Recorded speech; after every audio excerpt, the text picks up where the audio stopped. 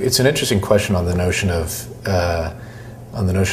an organization structure. That's the first question everyone wants to talk about. Yeah. But the reality is I think that people often start with structure as the solution, but really what they have to start with is the underlying work of marketing. And the fact of the matter is the work of marketing is changing. And if you understand that foundation, what's the new work of marketing, what's changing about the work of marketing, then we can get to what's the right structure to facilitate that work. But we have to start with that premise, which is how the work is changing. And it's evolving. It's going from communication and reach to engagement, where brands need to have true dialogue with their consumers. And that's been said a lot. But it's also moving from just selling a product or a service to really true delivering experiences. And there's lots of great examples of companies who have succeeded by delivering excellent experiences. And delivering excellent experiences means touching the consumer at lots of different touch points, and that requires truly great integration.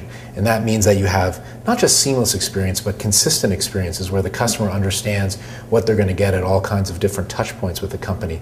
And that's where I think companies find it hard to struggle with that notion of integration, with that notion of providing something that's not just consistent, but truly inspiring across all these different touch points.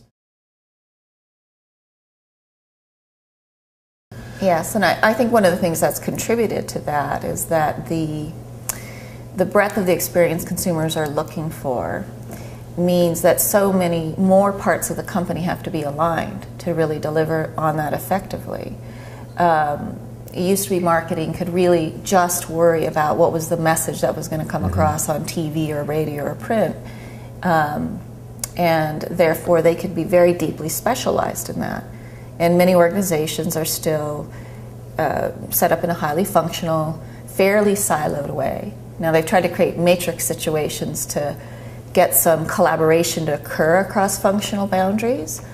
But some of these matrices have become so complicated in companies as they kept adding more specialties and then trying to matrix across all of them, that the cost of coordination has actually become very high in most companies. So the process of getting to true integration, even in just our thinking about our strategy, let alone an execution, is typically a long process. There's lots of fault lines in that process, and so today's organizations aren't conducive to that sort of rapid, highly integrated response to what consumers are saying they want across the whole spectrum of their experience with your company. If you think about what companies need to do today, is they need to migrate from a movie model or a film model where they spend a lot of money on a big fancy communication and then amortize that over 18 months of communicating the same thing, to something more akin to a newspaper or publishing model where they're reinventing their messages night after night, where to be relevant for what's current in the marketplace that day.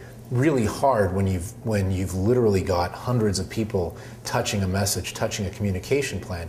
It's like one of our old clients used to say, if they wanted to have a meeting with all the people who are touching their brand, they literally needed to rent an auditorium. Right. And certainly the agencies who are now all supporting those individual silos as you described make it harder and harder, because they're each got their own P&L to deliver against, and they're advocating for the use of their medium as opposed to the importance of how that medium necessarily integrates into the broader plan.